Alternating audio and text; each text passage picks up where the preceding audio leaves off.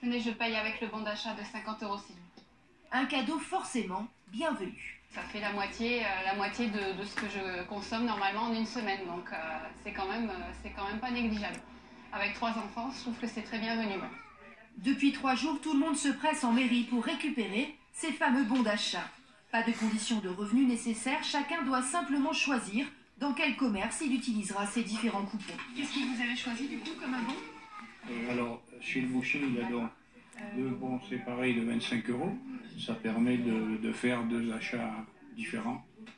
Inspiré par la crise des Gilets jaunes, le maire avait d'abord pensé à des bons carburants, avant d'élargir le dispositif à 20 commerçants locaux. L'opération coûtera 135 000 €. C'est pas de l'argent que vous auriez pu mettre ailleurs?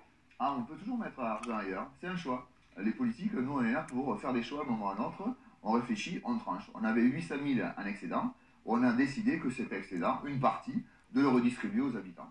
Et à hauteur de 135 000 €. On pouvait le faire, donc on l'a fait.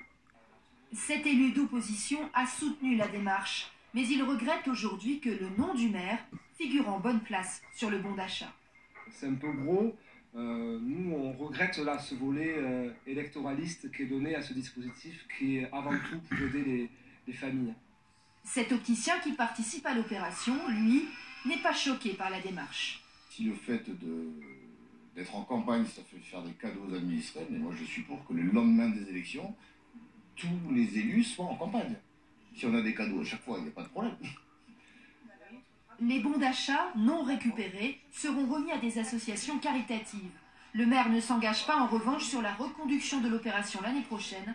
Cela dépendra de l'état des finances de la commune. Un tiers des maires seuls vivent sous le